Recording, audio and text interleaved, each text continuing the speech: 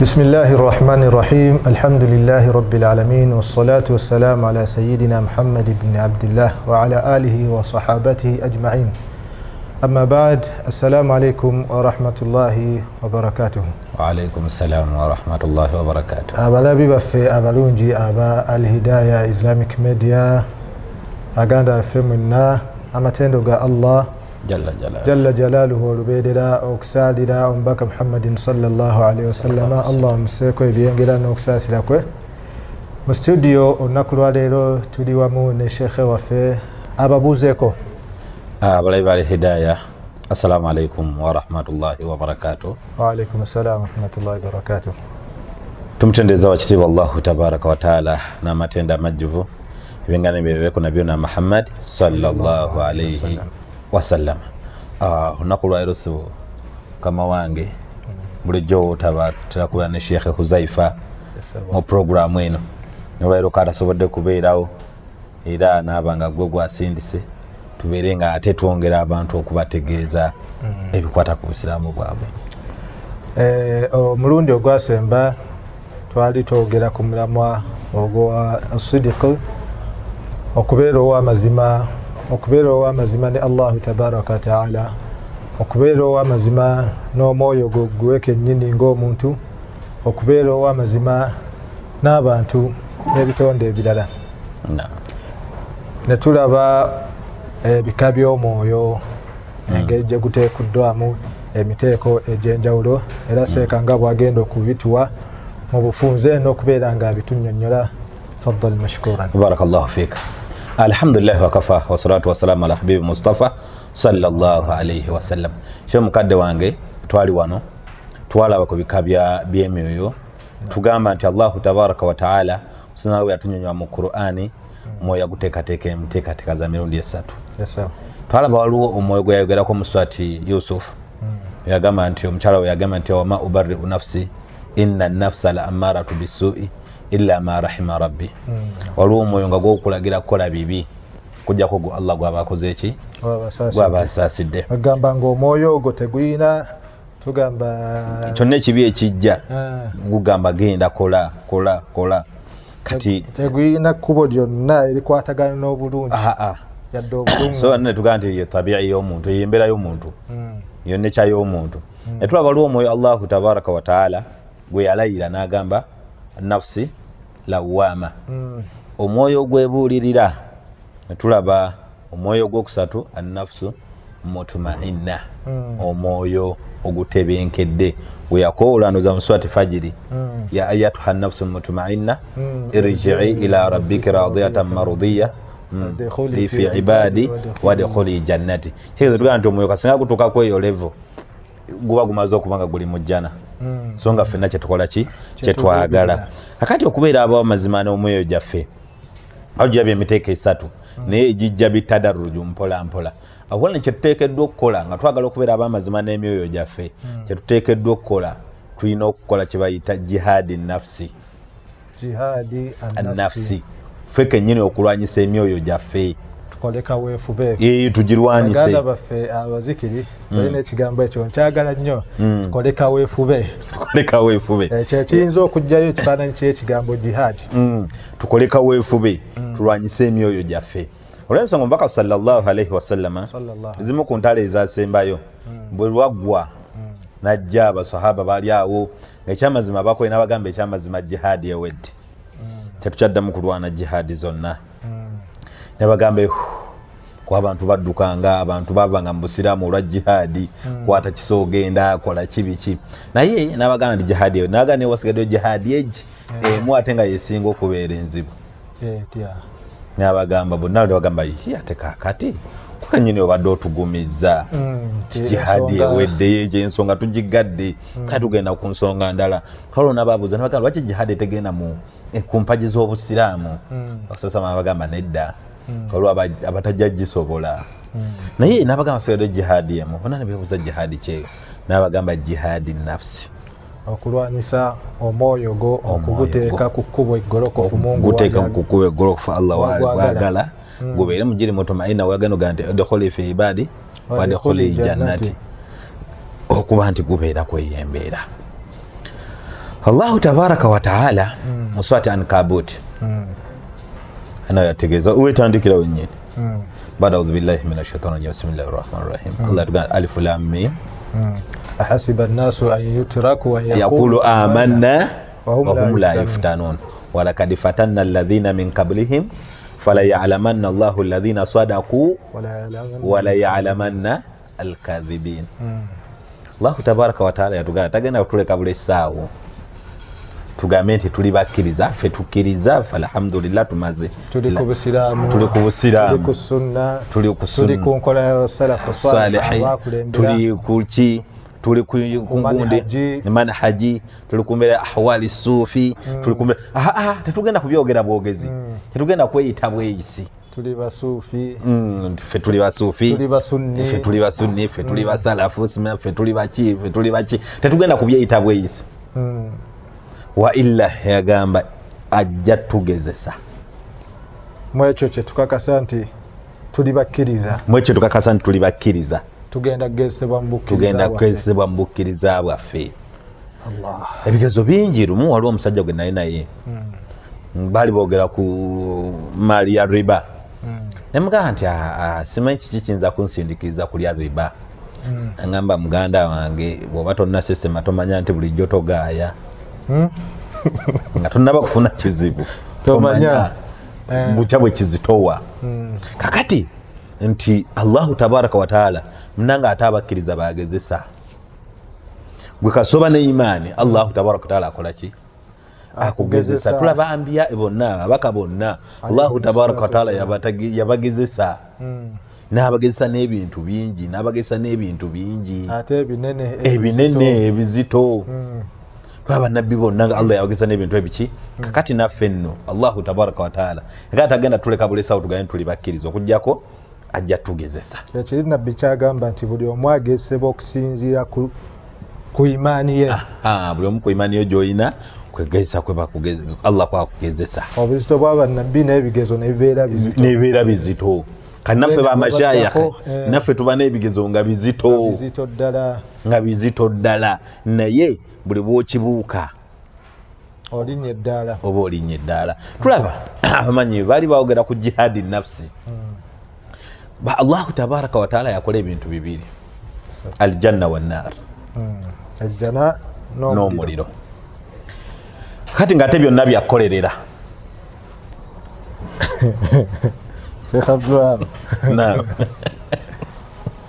kitegeeka bw'ogamba nti ejjana yakolerera n'omuliro gwakolerera era bw'ati Allahu tabaraka wa taala naddira omuliro buli kimu yakikweka buli kimu kirina hijabu yakyo kati gwojjawo kateni eyo buli kimu kirina kateni yakyo gwojjawo kateni osobole okuyingira gy'ogenda tulaba ejjana waliwo ebisumuzo by'ejjana tetubimanyi kati ebisumuzo n'omuliro nagwo gulina ebisumuzo byagwo era kyemugambye nti omuliro gwakolerera n'ejjana yaki kakati buli kimu Allahu tabaraka wa taala yateekawo kateni kati kateni eyo tugijjawo tutya tujjawo kateni eyo mu kuba nti tukoze buli kimu yateekawo emirimu gyakyo Allahu tabaraka wa taala yaddira omuliro n'aguteerawo kateni yagwo hubbu shahawati shahawati za nafsi ebintu byetwegomba omwoyo gwe bisinga okwetaaga bisinga okululunkanira Allahu tabaraka wa taala byateeka ku mulyango oguyingira mu muliro emaali mu ngeri yonna nga bw'oyagala ogifuna emaali eno ey'obwangu eno diiru kuba bukubi diiru miliyoni 2 simanya kaki olw'obuwumbi olubenodesemaba bakute n'obuwumbi nga tosobola kunnyonnyola kawumbi kano zitya ku akawunti yo abamu no baadde tebazirana ku akawunti nga ziri munju nga bamubuuza akawumbi kano wakajja okusinza ku sente ze tukusasula kale zonna tusobola kuba na kawumbi kano kitegeeza nti sente ezo ziba nyangu hubbu shahawati bino ebyamasanyu bino ebyokungulu ebyamangu mangu kati kateni yaki y'omuliro genda mu kirabu okunywa omwenge abakyala omusajja asobola okubeera nga alina omukazi gwayagala nga ali ggulu nga ye ali Kampala n'alinnya emmotoka n'agenda eggulu. Olowooza agenze ku business tour? Agenze ku business. Era kyokka nga ne gwalese waka mukyala. Era n'amusibula n'amugamba ngenze bampadde transfer nnaku bbiri ngenda kukolera eri. N'agirinnya okuva e Kampala mpaka ggulu. Gamba omwoyo Allahu tabaraka wa taala yateekawo kateni y'omuliro. Yateerawo omwoyo guno ebintu bikola ki? Byegwagala. Saate jjana n'ateekawo ebintu nga birimukko amashaqqa. Omwoyo gubitamwa. Ng'omwoyo gubitamwa. Bigayaaza.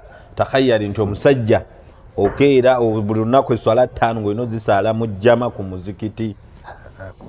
Subuhi bajja zina 14:45 ng'olina okuzuukuka.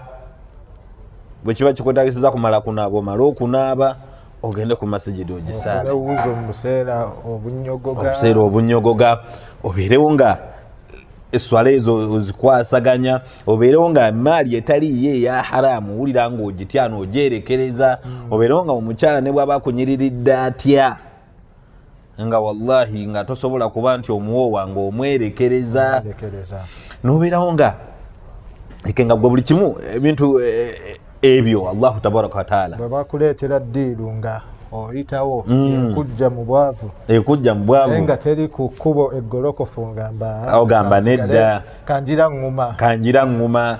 Kitegeeza ebyo nno kateni yaki yejjana. Waliwo omwana omuntu agisoma mu secondary nga bonna abantu bafuna wuzu ne bagenda ne ku muzikiti. N'agamba ekimukaluubiriza ke kwa kagendo akava ku ssomero okuva eno wansi kwambuka wali awali omuzikiti naye nga mitazi nga 10. Abantu babeerawo ne mugenda ne musaala ne mukomawo ne mumusanga. Naye ng'ate bw'abanga omukyala yamuwadde mawaidi nti tusinkane ku ssaawa 7 6:45 aba atuuse. Naye nga wano ogenda okusaala kitegeeza nti Allahu tabaraka taala bw'atyo bwe yakola ebintu bye. Kikyetuteekeddwa okukola jihadi nafsi, kulwanyisa mwoyo guno okugujja ku biri bishahawati byegusinga okwagala, desires, ebisikiriza ebyo gukomewo gujje ku bino. Kuba omwoyo ogwo omutontome mbu yali agutontome yagamba annafsi katifuli. Omwoyo ogwo gwolaba gulinga bwolaba omwana omuto gutya. Omwoyo gulinga bwolaba omwana omuto. Omwana omuto bw'aba ayonka maama we bw'aba ayagala okumugja ku bbeere akaluubirizibwa era amuggyako bitadarruju mpola mpola. Oluusi bateekako ne kaamulali. Omwana ono akaaba nnyo olw'okuba bamugje ku ki.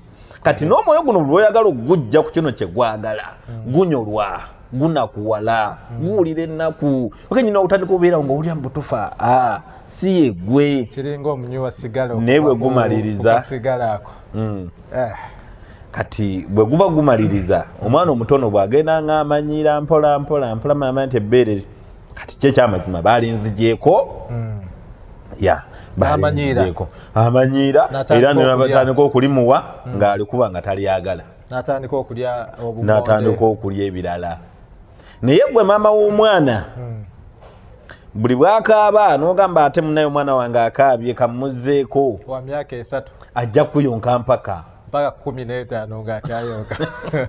Naye kati n'omwoyo bwe guto bwe guli oba ogujjako gukaaba guba guwulira ennaku tegwagala kuva ku bintu ebyo. Naye kyoteekeddwa okukola olina gulwanyisa olina kukkiriza gulumwe kati ate mu maaso guleme kukutawaanya.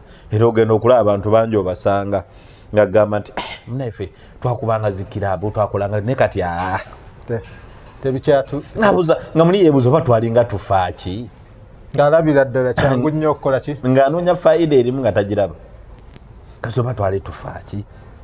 So kakati naffe abalabi bali hidaaya kyetuteekeddwa okukola kyekyo tulina okubanga twemanyi ngeri gye tuli nti twemanyi emyoyo gyaffe ne tulaba nti ebintu bino byo emyoyo gino gye byagala ekyamazima eyo kateni yaki ya muliro tuba tweggulirawo omulyango gutuyingiza luddawa mu muliro. Era kyetegeeza tuba tetugenda kutuuka kweri nafsu mutumainna, kuba nafsu mutumainna tujja nga Allah agigamba kuyingira ki jana. Kakati mu mbeera bwetyo bwe tuba nga tumaze okubanga twerekereza ebyo tugaye nti gw'omwoyo era bonna obivaako bijja kuluma naye olina kuguma, by the time ojja kutuuka okimanyire nga kyaki nga kyabuli. Ng'omuntu bw'amanyiira nti mu Ramadani emisana tagenda kulya. Olunaku olusooka lubeera luzito, olwokubiri olwokusatu agenda okugira nga nakifuuka ekyabudde. Kakati ekirala tulina okukola as-sabru ani taa. As-sabru ala taa. Tulina okuteekamu obugumiikiriza mu mirimu gye tukola okusiimisa Allah, twetaagamu obugumiikiriza ne tumanya nti wallahi tugume Allah ajja tusasula. Empeera y'omulimu ogwo nene. Allahu tabaraka wa taala yatukakasa n'atugamba nti inna Allaha la yudhi'u ajra man ahsana amala. Allahu tabaraka wa taala si mulyaza amaanya n'akatono kubuzaawo mpeera y'omuntu akoze omulimu gwe nagukola bulungi. Allahu tabaraka wa taala n'agaana omuwa empeera ye. Allah bw'atunuulira omuddo oyo n'amulabamu ikhilaas, obwesimbu n'amazima nti omulimu guno agukoze kulwa Allah, n'ayimirirako ekiro kulwa Allah, n'asiibako emisana kulwa Allah, n'atambula n'agenda ku muzikiti kulwa Allah, n'asaddaaka kulwa Allah. Olw'ensonga nti ebintu bino Sheikh bizibu nnyo, tube tuyitagira ddala nnyo okuguma. Olw'ensonga gwe buli wobeera n'eddiini ng'okola ebyo Allahu tabaraka wa taala byayagala, gwe gobeera abanga toli ku mulembe, oli mabega oba oli mabega. Buli lwokola ebya Allah byayagala oba oli luddawa okuteekako akakaaya eyo backward style, bintu byakyalo bya mirembe giri kati okuba nti kukaddiya onooyambala hijabu y'obulungi nnyo olwoba mukadde, figa ogikwese oba mukadde. Kitegeeza nti abantu abakola ebintu ebyo, abakola obusiraamu nga bwe bugamba, basoomoozebwa mu bintu bingi, nti bavumwa, banyoomebwa, naye ate basongebwamu. Naye ate by the time ekisinga okunsanyula wallahi ate abantu bavaamu ne bakkiriza. Oyo twamuleka n'ebikaaya bye, bavaamu ne bagamba naye okimanyi nti abasiraamu bambala bulungi, banyuma. Okimanyi nti n'abatali basiraamu bagula shariya, kubanga ekyambalo kinyuma. Era Mungu bw'atyo bwe yakola ki. Kakati Allahu tabaraka wa taala bw'atyo bwe yatuwa okuba nti ejjana yakukolerera n'omuliro gwaki gwakukolerera. Kati bwe tuba tetwagala kuyingira muliro nga twagala kuyingira jjana, tukwekwerya eddaala etugambye kulya nafsu mutumainna, okuba nti tubeera ab'amazima n'emyoyo gyaffe ne tugibulya nti ekyamazima ekituufu kiri nti bwe baswala genda ogisale, bwe kuba kusiiba siiba, bwe kuba kola hijja gikole, bwe kuba kola kutola zaka gitoole, bwe kuba kweyisa bulungi weyise bulungi, okuba kwambala bulungi yambala bulungi, okuba kola kino kikole. Nti bino ebibi Allah yabigaana, gwe kenyini nga gw'obuulira omutima gwo nti kino Allah yakigaana, ne kino na kino na kino na kino na kino na kino. Kati ne tubanga ate ne tubeera ne ikhlaasu nga byonna tubikola lillahi tabaraka wa taala, nga tetubikola lw'abantu. Abantu bajje mu mirimo gyaffe gigenda otusulusa mu jjana, tunateekamu abantu ejjana naye tuleme kuba abantu tebalina jjana. Allahu tabaraka wa taala tugamba yatukakasa mu hadithi lukuzima tugamba ejjana ye ne sente zize, tugule ejjana ye ne sente ze, byonna bikuwadde ogule ebibye. Kitegeeza abantu tujje mu riya mu gundi, bwe tunejja mu riya omutima tujja gubuulira ekituufu. Bwe tunayagala abantu batulabe omutima tetugenda gugamba kituufu, olw'ensonga twagala abantu balabe kirala nga ate ku mutima kuliko kirala. Katukwate omutima gwaffe gubeere mukhlisa lillahi tabaraka wa taala. Bwe tunaabeera mukhlisa lillahi tabaraka wa taala tujja kukola ebintu ebituufu mu kiseera ekituufu nga tetulina n'omu gwe tutidde. Kitegeeza oluvannyuma lw'okubeera nti guno omutima ogulwanyisizza, guno omwoyo ogulwanyisizza n'oguteeka ku kkubo Mungu gwagala, ate mu kukola ebyo Mungu byayagala, ate waliwo jihaadi endala ey'okugukola, okubeera nti okola ibaada yonna gy'okola, twaa yonna gy'okola, okugondera Allah kwonna kw'okola nga okukola mukhlisan khalisan liwajhillah subhanahu wa taala. So bwe tutyo olunaku leero tuyinza obutasukaawo mukama wange inshallah tabaraka wa taala. Abantu bategedde obutabi bayinza okulwanyisa ki emyoyo gyabwe lwemu bw'anaalwanyisa ogugwe tujja kubeera mu nsi ejjudde emirembe n'essanyu.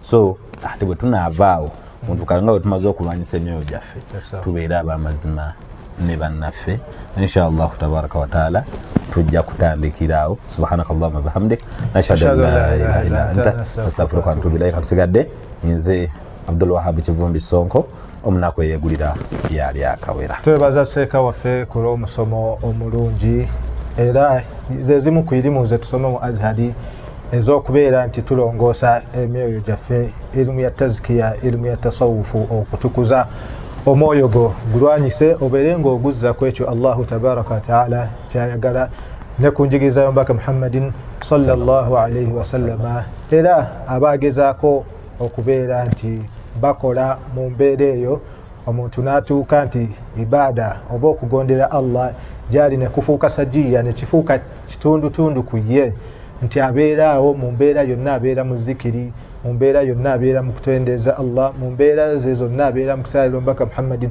sallallahu alayhi wa sallama, ng'olulimi lwe terumanyiyo bigambo byewemula, terumanyi bigambo bivuma, terumanyi bigambo bitasaana, nga atambulira ku mbeera Allah gy'agamba waqulu linnasi husna bw'aba ayogedde, atambulira ku mbeera ennuŋŋamu eri mu'tadil Allah gy'atwagalamu. So tubeere nga tugezaako nga sheekhe bw'atugambye. Nsigadde nga nze Usama Mansur Kambale awamu n'omuweereza wa Al Hidaya Seeka Sudaisi. Tubeebaza nnyo. Assalamu alaikum wa rahmatullahi wa barakatuh. Wa alaikum assalam wa rahmatullahi wa barakatuh.